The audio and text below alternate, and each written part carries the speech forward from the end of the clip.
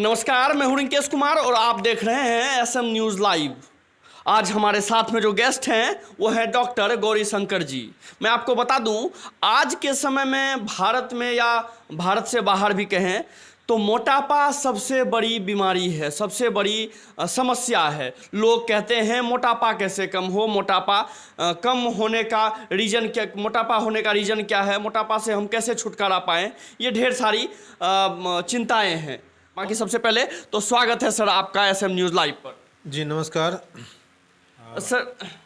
Sir एक चीज़ जानना चाहेंगे सर, आप 2 साल पहले 3 साल पहले का अगर मैं आपका फ़ोटो देखता हूं, मैं आपको अगर सर से लेके आपको फ़ोटो शेयर भी कर दूंगा।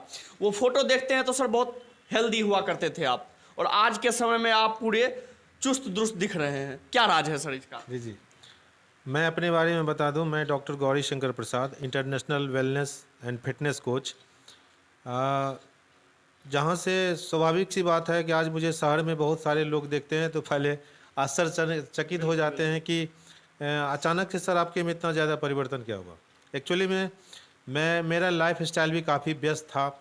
पेशेंट के साथ काफ़ी मैं व्यस्त रहा करता था और दूसरों की सेहत और इलाज करते करते मुझे अपने खुद का सेहत का खुद से ध्यान नहीं रहा। और आज हमारे समाज में जो भी बेसिकली डॉक्टर्स हैं उन लोगों का भी मोटा मोटी यही हाल है कि दूसरों की भलाई करते करते, सेवा करते करते उनको खुद से अपनी सेहत का, न उनको अपने खान पान का रहता है, न उनकी जीवन शैली का रहता है, और कब उनका शरीर का वजन बढ़ जाता है पता ही नहीं चलता। तो कुछ ऐसा ही था। आज से साल भर पहले मेरा वजन बढ़ के भी लगभग 90 केजी हो गया था।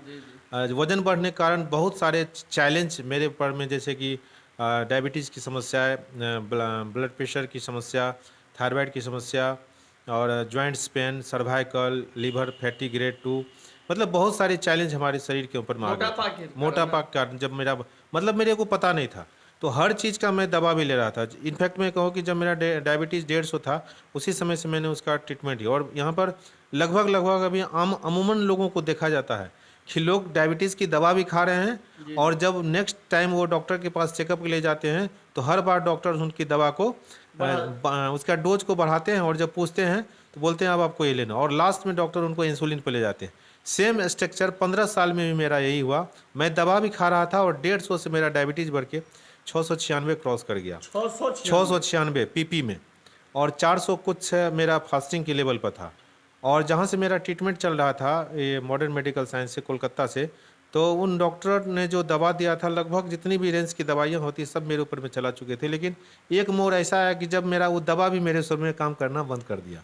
तो थैंक्स करना चाहता हूँ हमारे उस मेंटर्स का, हमारे उस हेल्थ कोच का, जो हमारे एक मित्र के रूप में हमारे ज़िंदगी में आए और उन्होंने मुझे एक संस्था का पता दिया, एक्सट्रीम फिटनेस अचीवर स्टूडियो। और उस संस्था को मैंने देखा, उसके एजुकेशन सिस्टम को सुना। एक अमेजिंग ऐसी संस्था जो कि लोगों की मदद मतलब एक एजुकेट के रूप में करती है कि आपका जीवन शैली क्यों और नियंत्रित और ख़राब होते जा रहे, क्या आपके बॉडी को चाहिए क्या नहीं।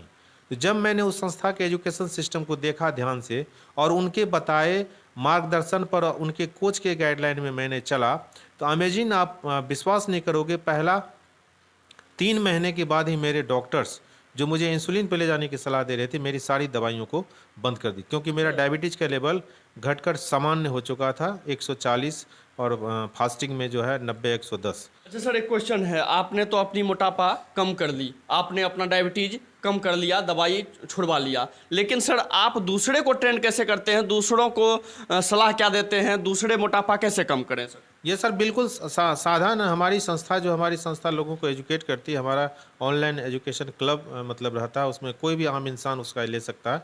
वहाँ हम लोगों को बताते हैं कि आप कैसे होगा। एक्चुअली में भारत सरकार जो आज़ादी के बाद एक संस्था बनी थी जो जिनका काम दिया गया था कि आप खाने पीने में क्या गुणवत्ता हो गई उसका रिसर्च करो, जिसका नाम है NIN, नेशनल जो न्यूट्रिशनल इंस्टीट्यूट जो दिल्ली में है। और वो क्या करती है, भारत के हर भौगोलिक क्षेत्र से खाने को इकट्ठा करके और उसको सर्वे करती है, रिसर्च करती है कि भारतीय भोजन क्या स्थिति। और उनका जो डाटा है जो लास्ट ईयर प्रकाशित हुआ कि भारतीय भोजन में 30 साल पहले जो ताकत थी वो बिल्कुल खत्म हो चुकी है।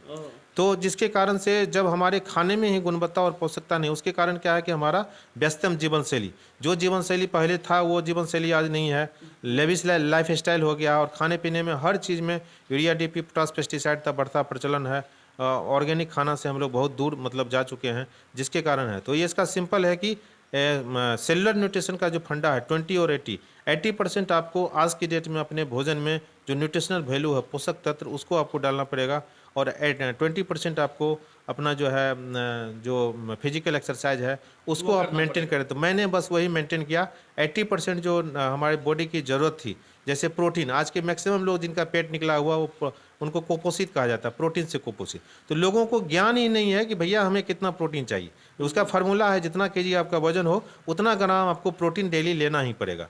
यदि आप उतना डेली प्रोटीन नहीं लेते हैं तो फिर आप ओबीज होंगे, ओवरवेट होंगे, ओबीज होंगे और फिर आपका मोटापा जो है बहुत ही थर्ड स्टेज में जाएगा। और इसके कारण आप अपना चेक भी कर सकते हो। यदि आपको सीढ़ी चढ़ने में, हंफने में दिक्कत होती है, आपकी खर्राटे चलती है, आपको दैनिक कार्य करने में दिक्कत होती है, तो आप अलर्ट हो जाइए। और ये जब मोटापा आती है तो इससे आपका हार्ट का परेशानी बढ़ती है, मतलब ब्लॉकेज वाला पार्ट आपका बढ़ता है। क्योंकि 30 वर्ष के बाद जो हमारे बॉडी के अंदर, हार्ट के अंदर जो L-आर्जिनिनेटिक एसिड का स्राव होता है वो बिल्कुल बंद हो जाता है। तो वो जितना ज़्यादा फिजिकल वर्क करेंगे, जितना ज़्यादा हेल्दी ये देंगे, तो उसके आधार पर होती है। क्या बात है। बाकी आप सुन रहे थे गौरी शंकर जी को, डॉक्टर गौरी शंकर जी को। मैं हूं रिंकेश, आप देख रहे थे असम न्यूज़ लाइव। धन्यवाद।